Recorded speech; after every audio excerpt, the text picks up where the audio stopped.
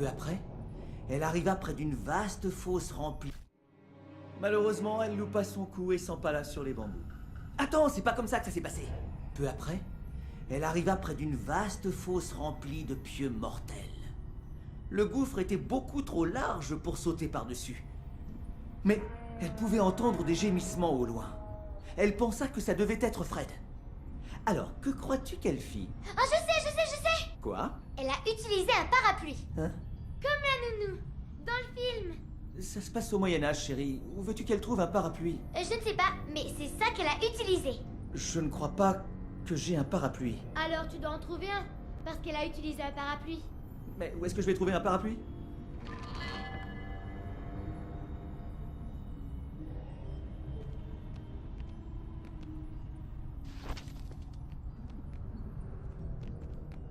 Ah! En voilà un! Alors la princesse s'élança courageusement dans les airs, ralentissant sa chute avec un parapluie. Comme la nounou dans le film. Elle descendit dans la cave en flottant. Elle s'enfonça. Malheureusement, elle loupa son coup et s'empala sur les bambous. Attends, c'est pas comme ça que ça s'est passé.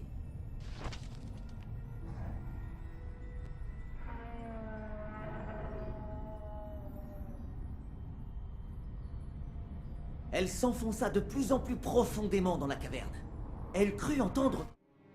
Malheureusement, elle loupa son coup et s'empala sur les bambous. Attends, c'est pas comme ça que ça s'est passé.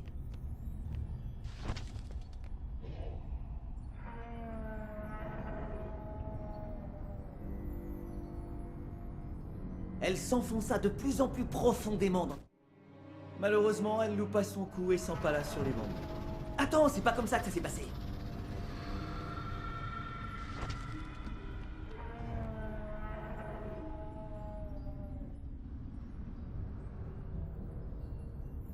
Elle s'enfonça de plus en plus profondément dans la caverne. Elle crut entendre Fred gémir, mais ce n'était peut-être que le vent.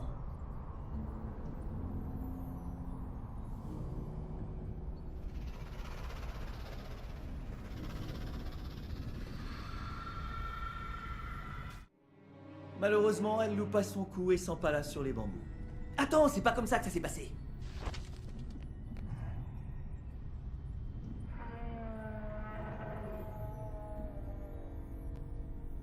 Elle s'enfonça de plus en plus profondément dans la caverne. Elle crut entendre Fred gémir, mais ce n'était peut-être que le vent.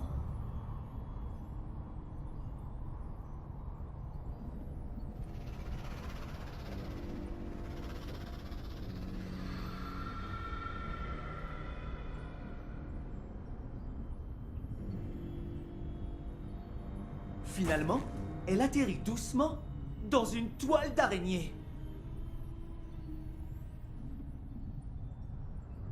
Heureusement, c'était une très vieille toile, et elle parvint à s'en dégager.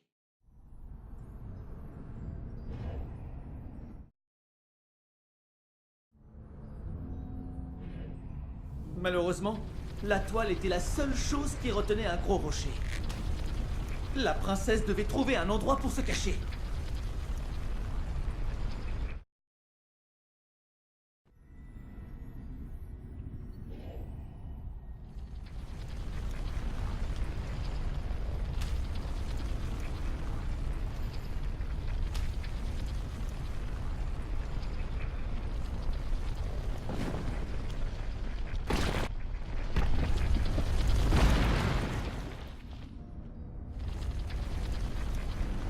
Soudain, une araignée géante bondit de l'ombre pour l'attaquer.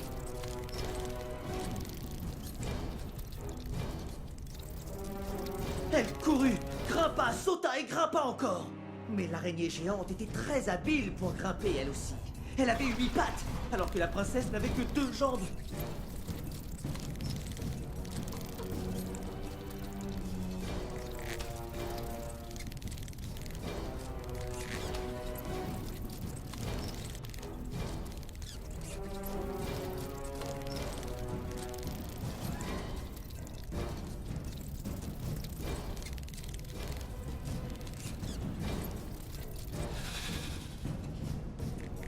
Heureusement, la princesse se souvint que l'étoile retenait les rochers.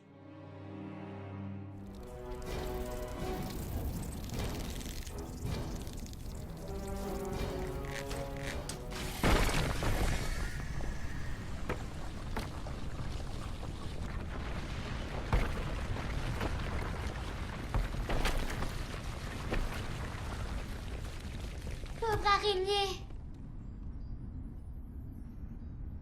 Elle trouva finalement Fred. Il était emballé dans une sorte de cocon, comme si l'araignée avait voulu faire un paquet cadeau. Il était très gêné qu'on doive encore le secourir. Il aimait vraiment la princesse. La princesse se dit qu'il était mignon. Heureusement, le roi l'informa qu'il était possible de tuer un dragon afin de gagner la main de la princesse et de cesser d'être couvert de ridicule. Alors Fred s'en alla jusqu'au sommet de la montagne du dragon, entonnant un chant valeureux, mais tout doucement.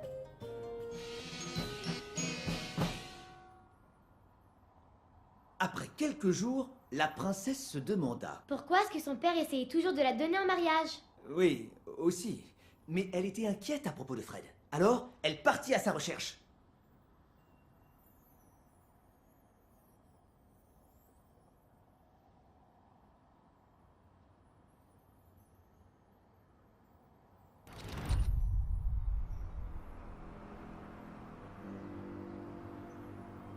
La montagne du dragon était glaciale, et le vent lui hurlait de rebrousser chemin.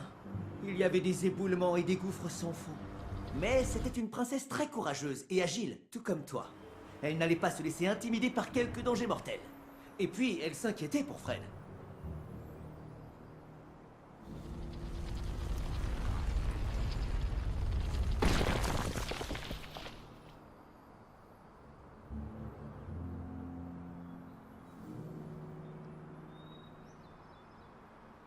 Elle grimpa de plus en plus haut.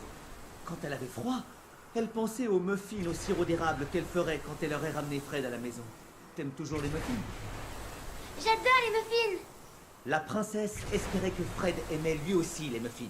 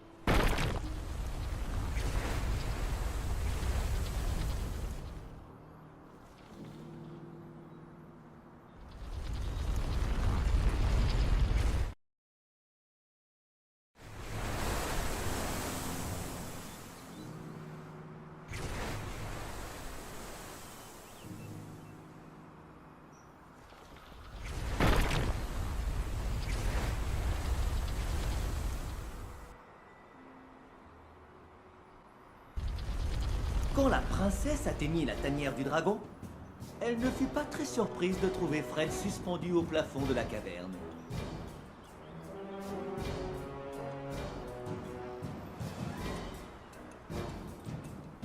Alors, elle se moqua du dragon jusqu'à ce que celui-ci rugisse son souffle enflammé vers elle.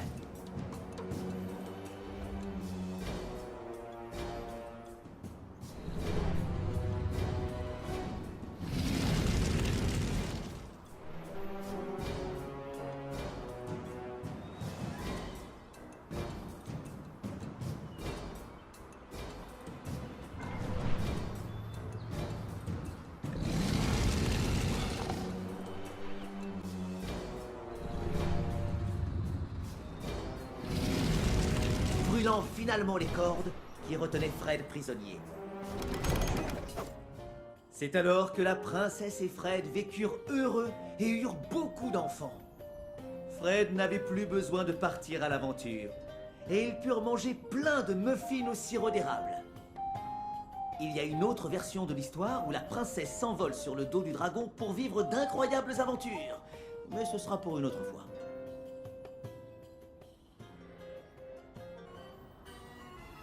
Bravo! Bravo, Don! Tu as réussi!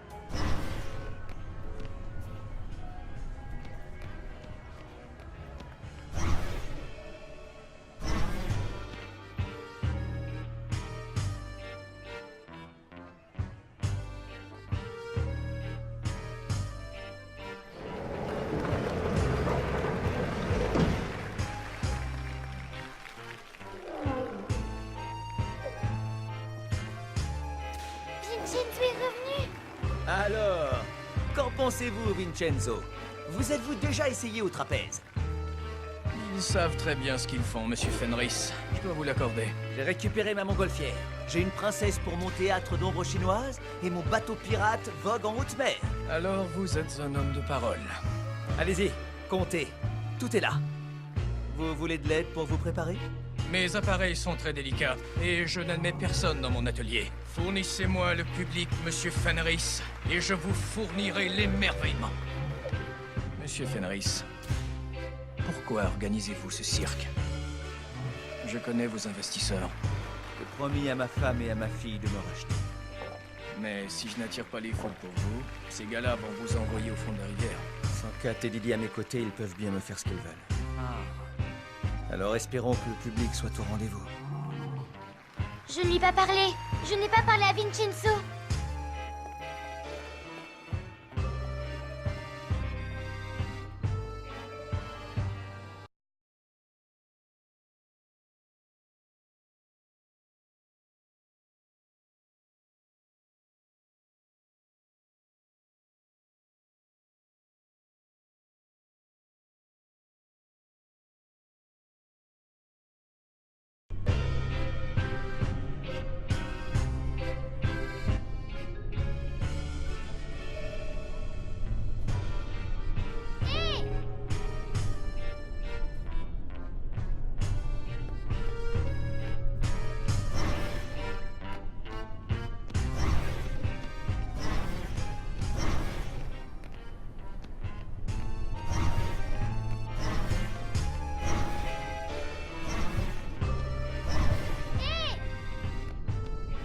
Vincenzo s'en va à son atelier secret.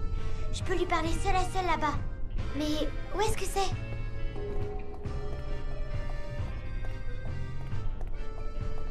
Tu crois qu'il m'emmènera un jour avec lui? Vincenzo. Tu sais, quand il voyage autour du monde.